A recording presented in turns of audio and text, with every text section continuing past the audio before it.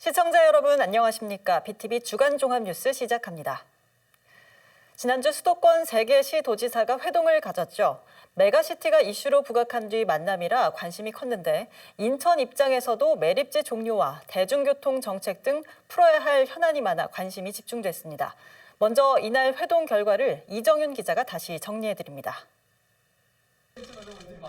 지난 7월 이후 넉 달 만에 열린 3자 회동. 수도권 현안을 논의하기 위해 유정복 인천시장과 오세훈 서울시장, 김동연 경기도지사가 다시 만났습니다.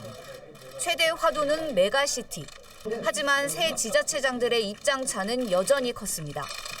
유정복 시장은 총선 전에 메가시티 문제를 처리하는 건 현실적으로 무리라고 재차 강조했고, 하려면은 그 지역의 의견을 수렴하고 기초 광역의회 동의를 얻고 또 법제화가 되고 그렇기 때문에 이것은 현실적으로 가능치 않다 이 얘기를 한 거고. 김동연 지사는 정치쇼라고 강하게 비판했습니다. 총선과 함께 사라질 그런 이슈가 아닌가 싶어서 아주 개탄스럽고 또 이와 같은 정치를 앞두고 하는 이 정치 쇼나 사기에 대해서 국민 여러분께서 돈은 부럽듯이고. 오세훈 시장은 입장 차이만 확인했다고 밝혔습니다. 이게 출발점이 다르다 보니까 서로 그 부분에 대해서는 오늘 짧은 시간에 어떤 공통점을 발견하기는 쉽지 않을 것 같고요. 수도권 주요 현안인 매립지 문제와 관련해서는 조금이나마 진전이 있었습니다. 새 지자체는 대체 매립지를 조성하기 위해 재공모를 추진하기로 했습니다. 조속한 시일 내에 대체 매립지, 면적, 인센티브 등 공모안 세부 내용을 확정하고 내년 3월까지 재공모를 추진하는 안, 이런 몇 가지에 대해서는 상당한 의견 접근이 있었습니다. 새 지자체는 수도권 매립지 관리 공사를 인천시로 이관하는 방안을 조속히 추진하고 아라뱃길과 한강을 잇는 관광 상품도 함께 개발하기로 했습니다. BTV 뉴스 이정윤입니다. 이번 3자 회동에선 교통 현안도 논의됐는데요.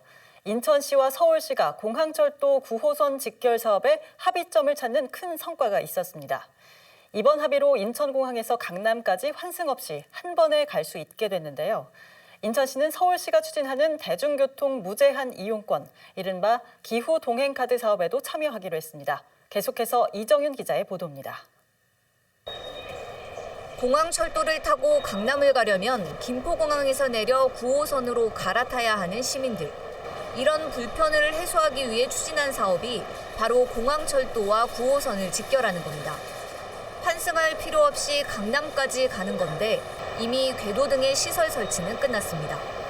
하지만 서울시가 인천시에 사업비와 운영비를 내라고 요구하면서 갈등을 빚었고 시민들은 여전히 불편을 겪고 있습니다. 답보 상태였던 직결 사업, 인천시와 서울시가 드디어 합의점을 찾았습니다. 인천시는 시설비의 절반을 내고 서울시가 운영비를 모두 부담하기로 한 겁니다. 공항철도와 9호선 직결 사업은 예산 확보, 잔여 공사, 시운전 등을 거치는데 4년 정도 걸릴 것으로 보입니다. 공항철도와 서울 9호선 직결 문제는 인천 시민이나 서울 시민의 모두의 바람입니다. 그동안 여러 논의 과정을 거쳐서 드디어 오늘 대타협을 하고 인천공항과 서울 도심을 잇는 직결 열차가 운행된다면 수도권 시민은 물론 국내외 관광객들도 양 도시를 보다 편리하게 오갈 수 있을 것입니다. 수도권 도시철도의 변화에도 많은 기대가 됩니다. 인천시는 서울시가 추진하는 기후 동행카드 사업에도 참여하기로 했습니다. 기후 동행카드는 지하철과 버스 등 모든 교통수단을 무제한으로 이용할 수 있는 제도인데 서울시가 인천시, 경기도와 협의 없이 발표해 논란이 일었습니다. 인천시는 우선 광역버스부터 기후 동행카드를 도입하겠다는 계획입니다. 서울시의 기후 동행카드가 갖는 긍정적인 의미를 잘 이해하고 우선 가능한 광역버스부터 참여를 하고 그다음에 버스, 지하철 이 문제는 이제 연구와 그다음에 실무협의회를 통해서 점진적으로 확대하는 방안으로 결정을 했습니다. 광역버스 기후 동행카드가 도입되면 인천 시민은 매달 최소 3만 원 이상의 교통비를 줄일 수 있을 것으로 예상됩니다. BTV 뉴스 이정윤입니다. 다음 소식입니다. 최근 인천과 김포 지역에 철도 관련 희소식들이 늘고 있습니다. 인천시와 서울시는 공항철도와 서울지하철 9호선 직결에 합의했고 국토부는 연말까지 5호선 연장 노선과 GTX-D 노선 신설안을 발표할 계획입니다. 그동안 지역민들을 희망 고문해온 철도 공약들이 총선을 앞두고서야 진전을 보이는 모습입니다. LG헬로비전 이관성 기자가 보도합니다. 지난 16일 수도권 단체장 3자 회동 직후 오세훈 서울시장과 유정복 인천시장은 김포공항역에서 9호선과 공항철도를 직결하는 사업에 합의했습니다. 두 지자체 간 시설비와 운영비 분담 의견이 달라 수년간 필요했던 사업인데 수도권 단체장 3자 회동에서 서로 협조해야 할 사안들이 늘어나면서 두 지자체는 해법을 찾았습니다. 김포공항역에서 공항철도와 9호선이 직결되면 인천공항 이용객들은 서울 강남까지 환승 없이 이동할 수 있게 됩니다. 속적으로 논의했지만 사실상 타결을 하지 못했던 부분들이 있지 않습니까? 근데 결론은 어떻게 됐냐면 이 문제는 인천 시민을 위하고 서울 시민을 위해서 필요하다. 그럼 풀자. 공항철도와 9호선 직결 소식에 이어 인천과 김포에서는 5호선 연장과 GTX-D 신설 노선안에 대한 기대감도 큽니다. 정부가 연말까지 노선안 마련을 예고한 데다 총선을 앞두고 정치권도 문제 해결에 근접했기 때문입니다. 대도시권 광역교통위원회는 인천시와 김포시가 합의하지 못하고 있는 5호선 연장안을 연말까지 중지할 계획입니다. 검단 신도시 내 3개 역을 경유하는 인천시 노선안과 검단 신도시 내 1개 역을 경유하는 김포시 노선안 외에 또 다른 안이 나올 가능성도 있습니다. 정치권에서는 5호선 연장 사업 예타 면제 법안도 마련했습니다. 국회 과반 의석인 더불어민주당이 국민의힘의 김포시 서울 편입 추진에 맞서 5호선 예타 면제 법안 처리를 당론으로 정했는데 21대 국회에서 통과될 가능성이 높습니다. 법안이 통과되면 인구 50만 명 이상의 접경 지역이 포함된 대도시권 광역교통시설 확충 사업의 경우 기재부의 예비 타당성 조사를 면제받을 수 있습니다. 정부는 연말까지 GTX A, B, C 노선 연장안과 D, E, F 노선 신설안도 함께 발표할 계획입니다. 총선이 다가오면서 주민들을 희망 고문했던 철도 공약들이 뒤늦게 진전을 보이고 있습니다. 헬로티비 뉴스 이관서입니다. 화재나 응급 상황에서 국민의 안전을 최일선에서 지키는 사람들, 바로 소방 공무원이죠. 하지만 업무에 필요한 장비가 없다면 어떻게 될까요? 소방안전교부세의 75%를 소방 분야에 쓰도록 한 특례 조항이 사라질 상황에 놓이자 소방관들이 반발하고 나섰습니다. 특히 악성 민원에 징계까지 받았다며 철회를 촉구했습니다. 구혜희 기자가 취재했습니다. 지난 8월 7일 한 민원인이 119에 다급히 신고를 합니다. 암 환자인데 병원에 데려가 달라고 호소합니다. 하지만 해당 신고자는 구급대원이 도착한 지 30분이 지나도록 내려오지 않았습니다. 이유는 본인 샤워가 끝나지 않았다는 것. 현장에 출동한 구급대원이 이런 식의 신고를 하면 정말 구급 환자들에게 출동할 수가 없다고 말하자 구급대원의 말이 기분 나빴다며 지속적으로 민원을 제기했습니다. 그 결과 해당 대원은 경고 조치의 징계 처분을 받았습니다. 소방대원들이 마이크를 잡고 해당 징계의 부당함을 알렸습니다. 구급대원이 경고 처분을 받은 이후에도 신고자가 계속 민원을 제기하여 10월 달에 결혼식을 앞두고 있었던 구급대원은 계속되는 악성 민원에 시달리다 결국 정신적 충격으로 병원에 입원하게 되었습니다.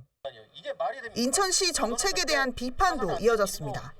정부는 소방안전교부세의 75% 이상을 소방 분야에 쓰도록 한 특례 조항을 삭제한다는 계획인데 인천시가 찬성 입장을 보였다고 질타했습니다.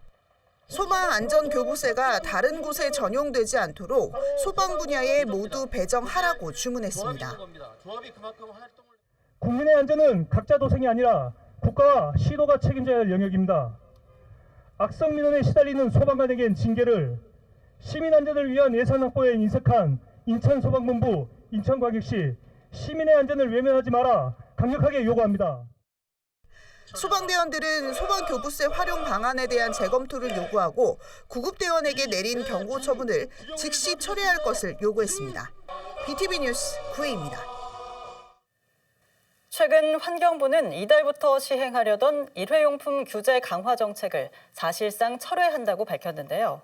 소상공인과 자영업자의 부담을 덜고 국민의 자발적 참여를 유도하겠다는 구상입니다. 하지만 시민사회단체들은 환경부가 본연의 의무와 책임을 포기하려 한다며 원안 시행을 촉구했습니다. 배상민 기자입니다. 환경부는 이달 초 일회용품 규제 강화 정책을 철회한다고 밝혔습니다. 대신 국민의 자발적인 참여를 당부했습니다. 지난 9월 일회용품 보증금제 전국 의무 시행 백지화에 이은 후속 조치입니다.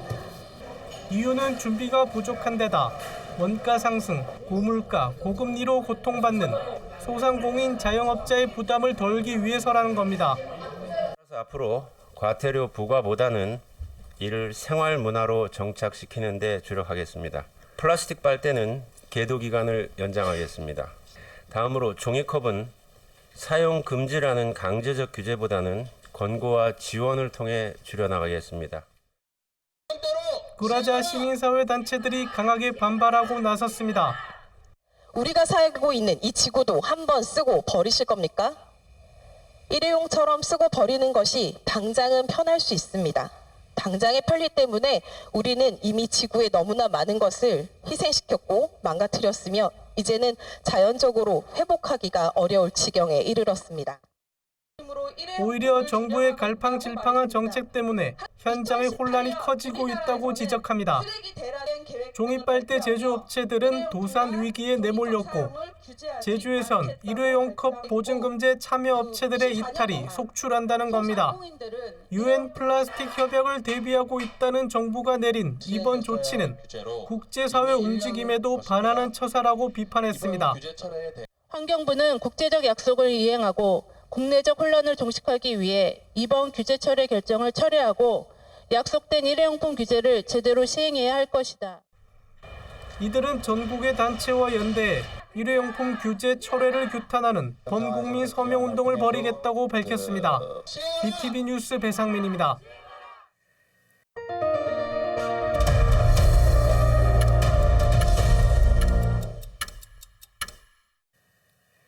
영종국제도시 주민들의 수건 사업 중 하나가 응급실을 갖춘 종합병원 건립이죠. 인천시는 국립대병원을 유치하겠다며 서울대병원 분원 설치에 공을 들여왔는데 사실상 어렵게 됐습니다. 보건당국이 수도권의 병원 신설을 억제하며 규제 강화에 나섰기 때문입니다. 배상민 기자입니다. 2021년 기준 우리나라 전체 병상 수는 인구 1000명당 12.8개, OECD 국가 중 가장 많습니다. 일반 병상 역시 1000명당 7.3개로 OECD 평균의 2배가 넘습니다. 정부가 우려하는 건 의료 시스템의 수도권 집중 현상, 의료진의 서울 집중으로 지역 의료 시스템이 악화되는 걸로 보고 있습니다. 병상 과잉 공급 상황에서도 현재 여러 대형 병원들이 수도권의 분원 설립을 추진 중입니다. 다수의 대형 병원 분원 설립으로 지방 의료 인력이 유출되어 지역 필수 의료의 기반이 약화되고 있습니다. 정부가 제시한 해법은 수도권의 종합병원 신설을 제한하는 겁니다. 보건복지부는 이달 초 열린 의료현안 협의체에서 필수 지역의료 강화를 위해 수도권의 대학병원 분원 개설을 제한하도록 법제화하겠다고 밝혔습니다. 인천은 직격탄을 맞게 됐습니다. 인천의 인구 1000명당 의사 수는 2.6명 수준, 공공병상 비율은 0.4개로 7대 광역시 가운데 최하위 수준입니다. 산부인과와 소아청소년과 등 필수 의료도 취약합니다. 때문에 시민사회를 중심으로 공공의대 신설 요구가 거세고 인천시는 공항이 있는 영종에 국립대병원 유치를 추진하고 있습니다. 하지만 정부의 정책 발표 이후 인천시는 상황이 녹록치 않다는 점을 인정했습니다. 인천시 관계자는 국립대병원과 분원 설립을 위한 논의가 진행 중이라면서도 자세한 진행 사항에 대해선 말을 아꼈습니다. 서울대병원 측은 한 발 더 나아가 지난해 인천시와 일부 논의가 있었지만 현재는 중단됐다고 밝혔습니다. 작년에 얘기가 나왔긴 했었는데 지금 그 이후로 저희 병원에서 따로 논의가 되거나 진행하고 있는 건 없다고 하더라고요. 수도권 병원 규제 있잖아요. 네? 그거 관련해서 조금 그런 부분들도 있고. 중구는 지난 7월 영종도의 한 의원의 응급실을 마련하고 중증 환자는 국제성모병원으로 이송하는 시스템을 구축했습니다. 영종 주민은 물론 인천공항 이용객에게 양질의 의료 서비스를 제공하고 중증 환자의 골든타임을 확보하는 데 한계가 있어 불편은 계속될 전망입니다. BTV 뉴스 배상민입니다. 정부는 수도권의 주택 공급을 늘리기 위해 지난 2019년 검암 역세권 공공주택지구를 지정했는데요. 첫 삽을 뜨면서 사업이 본격적으로 추진됩니다. 81만 제곱미터 일대에 주택 6,600호를 공급할 예정인데요. 특히 복합 환승센터를 조성하는 등 교통이 편리해질 것으로 기대됩니다. 구혜희 기자의 보도입니다. 검암 역세권 공공주택 사업이 첫 삽을 떴습니다. 지난 2019년 9월 공공주택지구로 지정된 지 4년 만입니다. 검암 역세권 공공주택지구 총 면적은 81만 제곱미터. 공공주택 3,953호를 포함해 주택 6,629호를 공급할 예정입니다. 인천도시공사는 2027년 첫 입주를 목표로 사업을 추진합니다. 특히 검암 역세권 일대는 철도와 도로교통시설이 교차, 환승되는 교통요충지로 조성됩니다. 인천도시공사는 지난해 8월 복합환승센터 개발을 위한 업무 협약도 맺었습니다.